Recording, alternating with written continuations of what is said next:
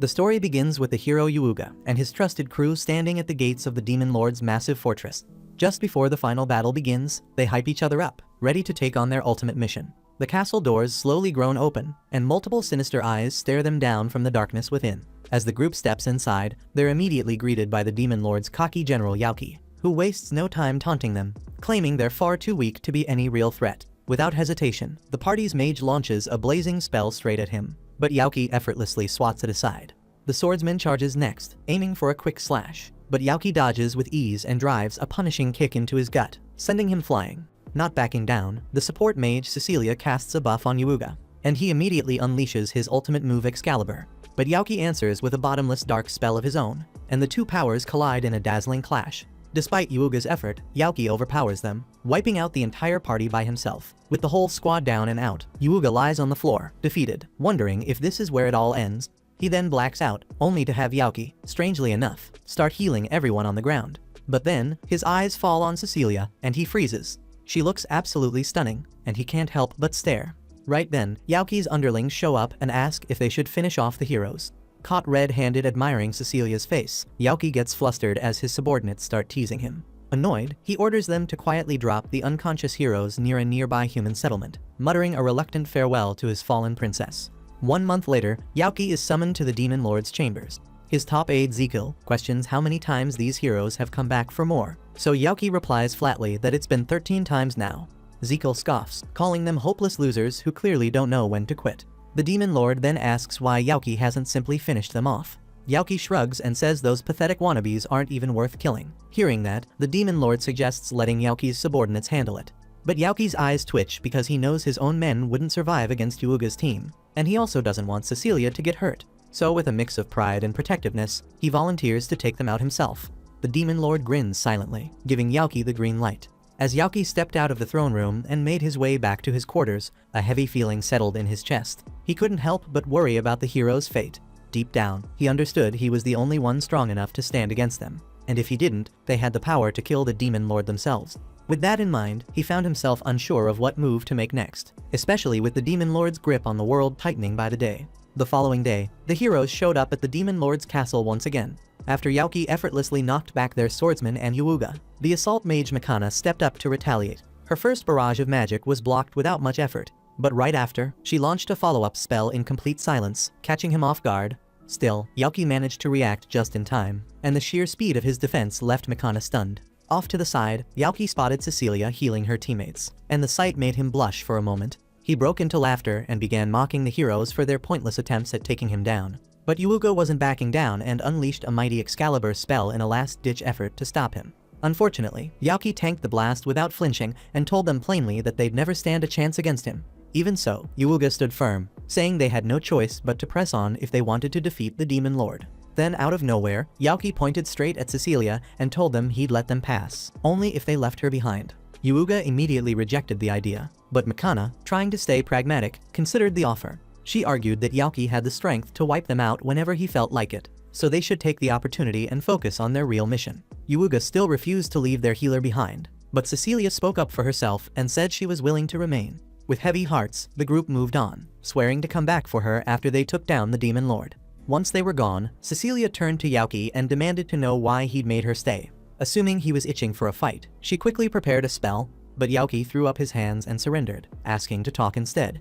She questioned why he was introducing himself like a gentleman if he planned to kill her anyway. He simply answered that if he truly wanted her dead, she would have been gone long ago. Slowly lowering her guard, she took a breath and asked what it was he really wanted. Yaoki gathers what little courage he has left and confesses that he fell for her the moment he saw her, admitting that he wants to be with her. Cecilia is completely taken aback, but after thinking it over, she gently but firmly rejects him. The rejection hits Yaoki so hard that all his will to live drains away. Cecilia assumes he was only trying to deceive her and prepares to strike him again. But when Yaoki doesn't even attempt to defend himself, she halts her attack halfway through.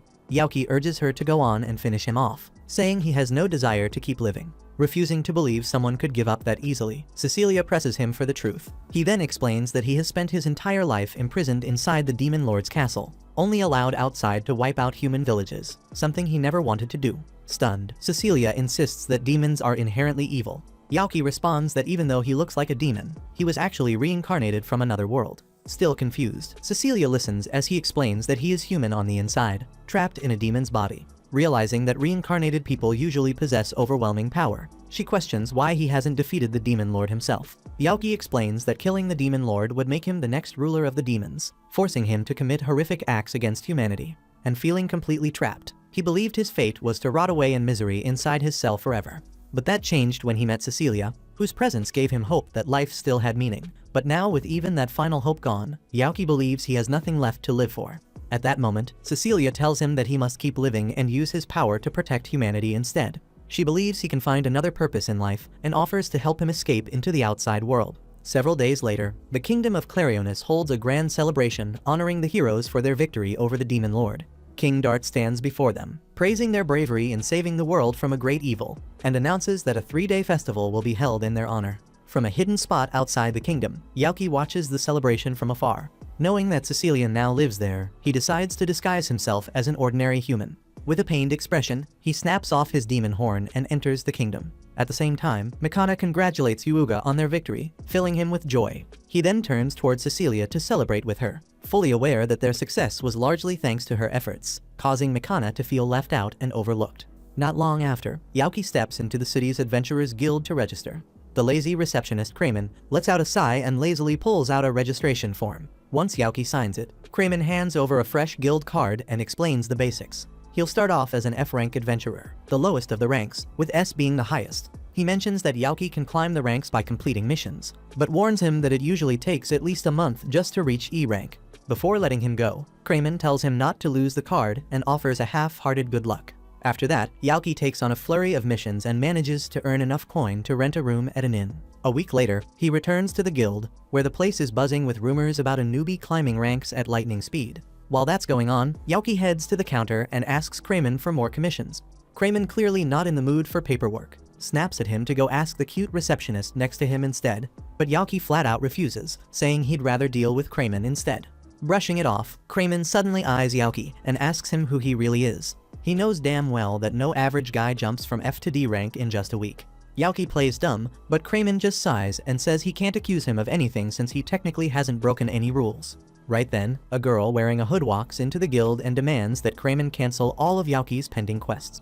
Yaoki turns to see who it is, and instantly recognizes Cecilia. Kramen, caught off guard, wonders what the hero priestess is doing in the guild, but she quickly hushes him and then invites Yaoki to come with her for a private talk at her place. While they're riding in Cecilia's carriage, Yaoki can't help but wonder why a girl just took him home. When they arrive at her estate, one of the guards spots Yaoki stepping out and immediately gets suspicious. He points a spear at him and demands to know what he's doing with Cecilia. But before anything escalates, she steps down and tells the guard that Yaoki is a friend. Another guard comes over and pulls the first one back, and Cecilia leads Yaoki inside to sit down for tea. Once there, she apologizes for not finding him sooner, but Yaoki doesn't mind. He asks how she even managed to track him down in a city this huge, and she tells him it wasn't hard because he's gotten pretty famous after rocketing up to D rank in just a few days. Then out of nowhere, she asks him to quit the Adventurers Guild, completely throwing him off. She goes on to explain that after Yuuga beat the Demon Lord, the other nations have started waging proxy wars to seize power. She also tells Yaoki that Yuuga's already being courted by world leaders, offered money, women, and more power than he could ever wish for. Even though Yaoki can't help but feel a little jealous of the hero, he also realizes the guy's just a pawn in the hands of greedy nations. Cecilia warns him that with power like his, he'll attract the same kind of attention, maybe even worse. And since he's stronger than the hero, she's genuinely afraid someone might try to use his strength to conquer the world. Yaoki gets where she's coming from, but he still jokes that power doesn't pay rent. Cecilia offers to hire him herself, but admits she can't afford someone of his caliber. She pleads with him anyway, only for Yaoki to suddenly ask her to lift her head. Then, with way too much confidence, he says even if the world's most beautiful woman threw herself at him, he'd still turn her down, because his heart only belongs to her. That makes Cecilia burst into laughter, while Yaoki instantly regrets going that hard with his words. A moment later, Cecilia's mother, Celia, enters the room. She apologizes for the way her guard acted and sends her maid Sophia to handle the situation. And once Sophia leaves, Celia casually mentions that Cecilia's already getting a ton of marriage proposals. Yaoki's eyes widen, especially when he finds out that even Yuuga confessed to her. But Cecilia quickly assures him that she rejected the hero flat out. Seeing how red Yaoki's face turns, Celia teases him a little and bluntly asks if he has feelings for her daughter. Then she gets straight to the point, asking if he's interested in marrying Cecilia. Caught completely off guard, Yaoki wonders if this is some kind of trick question, but Celia insists on a direct answer. He shakes his head and tells her that Cecilia already turned him down once. He explains he's working hard as an adventurer, so that one day, he'll be able to propose properly. Celia raises an eyebrow and asks if he's really turning down such a generous offer, but Yaoki stands firm, saying he'll always respect Cecilia's wishes. That finally earns her approval, and she admits it was a test to see if he'd drool over the opportunity like some desperate lowlife, and since he didn't, she tells him he's welcome to visit their house anytime. Later, Cecilia tells Yaoki that her mom might actually like him, and although the idea kind of stresses him out, he's grateful for the chance he got. He then asks if it's okay to start calling her by her first name. She agrees, and even calls him by his name. Overwhelmed, Yaoki lets out a loud cheer, feeling like he just inched a little closer to winning her heart. The next morning, Yaoki tracks down a cockatrice for his quest and slips through every energy beam it launches like it's child's play. The more he dodges, the more the beast loses its mind, flapping and screeching as it charges him in a blind rage, but the second it gets within striking distance, Yaoki blasts it with a thunder spell so strong it lights up the sky, frying the giant bird where it stands. With the job done, he casually strolls over and starts plucking out every last feather, wrapping up the mission without breaking a sweat. Right then, a Dullahan appears, and just moments later, a harpy dive bombs from above, launching an attack on Yaoki. Then a second boy rushes in to join the assault, forcing Yaoki to shout and remind them all that he used to be their leader. When they finally recognize that the boy is actually Yaoki in disguise, Duke demands to know why he disappeared after the Demon Lord died. The others are just as confused, prompting Yaoki to finally explain why he left so suddenly. He starts by proudly revealing that he confessed to Cecilia and got brutally turned down.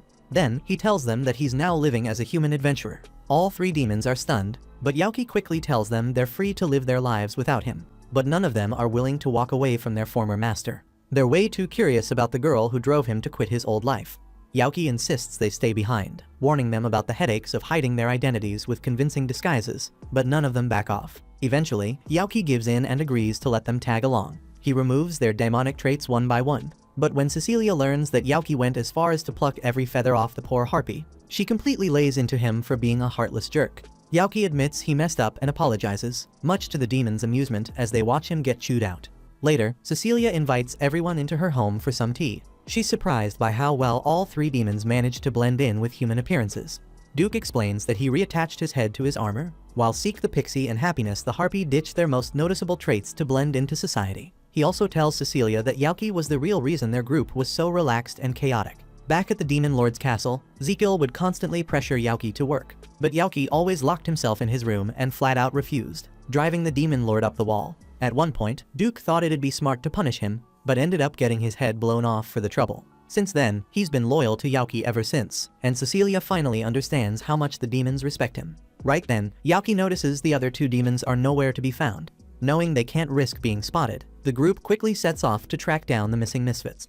As they pass through the mansion's courtyard, they find Seek curled up and napping on Celia's lap. Yaoki immediately apologizes for whatever trouble his friend might have caused, but Celia brushes it off with a smile. She explains that she'd just been quietly watching Seek while he played alone, and he eventually dozed off from exhaustion. Yaoki nods in understanding, but then asks where Happiness went, since she was supposed to be with Seek. That's when Celia drops the surprise that Sophia had already found her and took her in to train her as a maid. The whole gang rushes back inside and confronts Sophia, demanding to know why she abducted their innocent friend. Once Sophia realizes Happiness is with Yaoki, she admits that she was expecting a new maid today and just assumed Happiness was the one. Yaoki apologizes for the mix-up and tells Happiness to go ahead and change out of the outfit. But for some reason, she flat out refuses. Instead, she turns to Sophia and asks if she can just keep the job, leaving everyone frozen in disbelief. In the end, the group congratulates Happiness on landing her new gig. As they get ready to head out, Celia kindly tells the demons they're welcome to visit anytime. Then she sneaks up beside Yaoki and quietly whispers that Cecilia has a day off coming soon, hinting that he should take her out. Grinning like a fool, Yaoki eagerly agrees, thrilled that the parents are finally giving him the green light for a real date.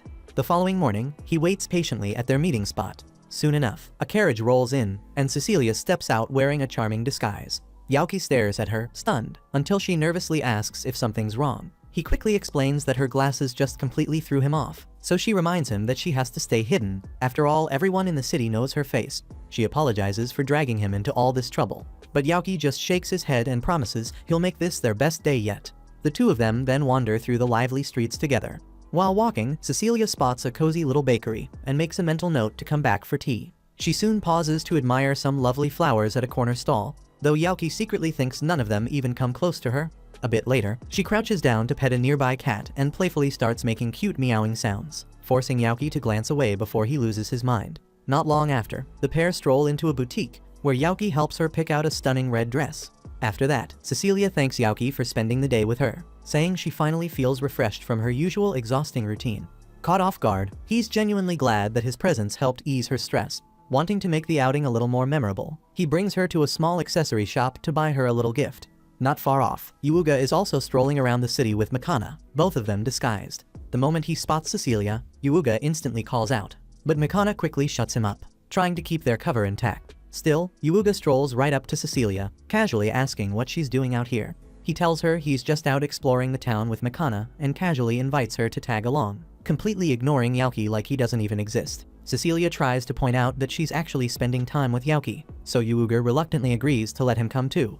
Then, without waiting, he grabs Cecilia and drags her off toward the accessories store, leaving Mikana visibly annoyed that her first real date just got hijacked. She turns to Yaoki and bluntly asks if he's on a date with Cecilia too. When he nods, Mikana immediately orders him to seduce Cecilia, hoping it'll finally shift Yuuga's attention back to her. While Yaoki's brain starts to overheat, thinking Mikana's being supportive, she snaps him out of it by flat out calling him a pathetic eyesore. She storms into the store, leaving Yaoki standing there wondering if Yuuga's still trying to flirt with Cecilia even after she turned down his marriage proposal. Fueled by frustration and jealousy, Yaoki heads in, dead set on protecting the girl he loves. Once inside, he gently asks Cecilia if she'd like a gift. She hesitates, not wanting to trouble him, but Yaoki insists that he wants to make the day feel special for her. Just then, Yuuga notices Yaoki talking to her and immediately barges in without a shred of manners. While Yuuga goes off to get something flashy, Yaoki quietly picks out a lovely necklace and gives it to Cecilia. She's delighted by the pretty pendant, clearly touched by the gesture. But the moment doesn't last. Yuuga barges back in, flashing the most expensive item in the shop, thinking it'll win her over, but it barely gets a glance. Then, without asking, he snatches her hat off and tries to force the accessory onto her, completely blowing her cover. In a flash, the entire store realizes who she is, and a massive crowd swarms them. Yaoki gets shoved aside like garbage while the mob rushes Cecilia and sweeps her out of the store. Scraping himself off the floor, Yaoki tries to chase after them, only to stumble into another hero getting mobbed by a horde of fangirls. Spotting Levin, the swordsman from Yuuga's team, Yaoki pauses, unsure if he should step in. Thinking fast, he suddenly points off in a random direction and shouts like he just saw the hero nearby. The starry-eyed girls immediately bolt after the imaginary sighting, leaving Levin behind. With the coast clear, Yaoki grabs Levin and pulls him into a secluded alley since the knight still hasn't said a word. Noticing the silence, Yaoki wonders if Levin simply doesn't feel like talking. Just as he turns to walk off, Levin finally calls out in a hesitant voice, clearly embarrassed. Hearing the soft tone, Yaoki starts to wonder if the charming knight is insecure about how he sounds. Levin quietly nods and asks if his voice comes off as unmanly. But Yaoki doesn't laugh or judge. He tells him straight that everyone's got something they're not too proud of. Caught off guard by the kindness, Levin stares at him while Yaoki starts scanning the street for Cecilia. Touched by his thoughtfulness, Levin shyly asks if Yaoki would be interested in being his friend. The sudden offer catches Yaoki off guard, and just as Levin starts doubting himself, Yaoki accepts with a smile before quickly turning back to search for his missing date. After a while of searching, he starts to wonder if Cecilia's alright on her own in such a big, unfamiliar city. On the other side of town, Cecilia is also looking for him when she comes across a lost little boy. She heals a cut on his knee and asks where his parents are. The boy starts tearing up, saying he lost his mom. His cries echo just enough for Yaoki to hear from nearby, and he rushes over, stepping in like some wannabe hero. Cecilia blinks in surprise, but immediately scolds him for making promises he can't keep. Watching a grown man get lectured leaves the little boy chuckling at Yaoki's expense. Shrugging it off, Yaoki teams up with Cecilia to help find the boy's mother. While walking, he gently suggests that Cecilia head home in case another crowd causes trouble. But she shakes her head and says she's not backing down. If anything happens again, they'll handle it together. Yaoki nods and keeps moving, only to glance back when Cecilia suddenly sneezes, despite the weather being blazing hot. Meanwhile, Yuuga's still wandering the city looking for Cecilia. Mikana tells him to drop it and go home, but he brushes her off and takes off running. Left behind, Mikana clenches her fists in frustration, feeling ignored on what was supposed to be their date. Not long after, Yuuga catches a glimpse of Cecilia standing with Yaoki. He spins around to tell Mikana, only to realize she's completely gone. The following morning, Yaoki finds out that Cecilia fainted on her way back home. Celia calmly explains that her daughter caught a nasty cold, and she was already worn out, and thanks to Yuuga's little stunt, the crowd pushed her over the edge. Celia also mentions that Yuuga kept barging into her daughter's business, so she sent Sophia to handle him. Yaoki blinks in shock, wondering how casually Sophia could just toss the hero out like yesterday's trash. But Celia smiles and praises him for taking care of Cecilia so well. She gives him permission to visit her upstairs, and Sophia escorts him to her room. When Sophia knocks on the door, Cecilia panics from inside, mortified at the idea of Yaoki seeing her room. Sophia calmly reassures her, mentioning that she already hid the stuffed teddy bear, completely nuking whatever cool points Cecilia had left. Finally, Yaoki steps inside, clearly flustered just being in a girl's room. He sits beside her as she lies in bed, looking tired but still smiling. Feeling guilty, Yaoki admits it might be his fault she got sick, since he dragged her around so many places. Cecilia plays along and says he'll just have to make it up to her by planning an even better date next time. Lighting up, Yaoki leaps to his feet and starts boasting like some over-the-top hero ready to whisk her away on a grand adventure. Watching him put on such a ridiculous act, Cecilia bursts out laughing. That of course doesn't sit well with Sophia, so she storms in, grabs Yaoki without hesitation, and chucks him straight out of the room, yelling that he'll only make her condition worse by making her laugh so hard. Later, as Yaoki walks home rubbing his back, he spots Levin heading towards Cecilia's mansion. Curious, Yaoki stops him and asks what's going on. Levin says he's planning to confess to a girl, and he admits that she made him feel seen. She complimented his soft voice instead of mocking it, and he's been drawn to her ever since. Still, he's not sure he's good enough. Yaoki waves it off, telling him that a tall, good-looking guy like him has nothing to worry about. Feeling pumped up, Levin thanks him and walks off towards Cecilia's house. As Yaoki watches him leave, he casually wonders who the lucky girl is, only for the realization to hit him like a truck. That kind, supportive girl Levin's in love with. It's gotta be Cecilia. And just like that, Yaoki realizes he may have accidentally cheered on his own love rival. He keeps trying to convince himself that there's no freaking way Cecilia would actually go for some out-of-the-blue confession from Levin. But the more he thinks about it, the more it eats at him after all. They were traveling together in the hero's party, side by side through God's know what, and maybe something did spark between them. That thought hits him like a gut punch, and before he knows it, he's spiraling hard, right up until he sees Levin dragging himself back from the mansion like he just got steamrolled. The poor guy seriously thought the worst thing that could happen was a simple no, but reality slapped him even harder. Now he just wants to lock himself in the shower and rethink his entire damn life. Seeing Levin that crushed gets Yaoki curious, so he makes his way back up to the mansion and asks Sophia if she knows what actually went down when Levin came to pour his heart out to Cecilia.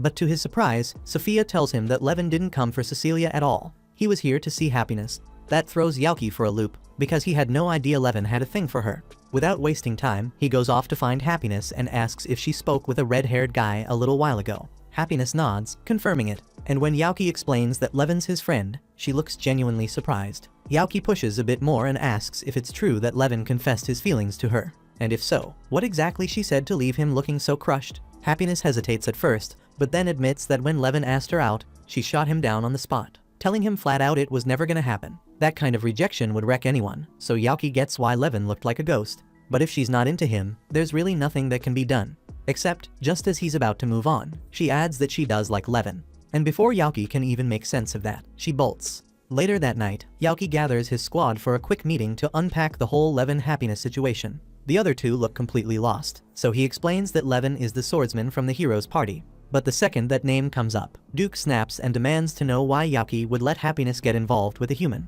Yaoki quickly defends himself, saying he had nothing to do with it, and he doesn't even know how they met in the first place, and that's not the point right now. He tells them Levin confessed to her, and Duke immediately assumes it must have gone horribly, especially since most of the humans who approached Happiness in the past were either after her feathers or had weird furry fetishes.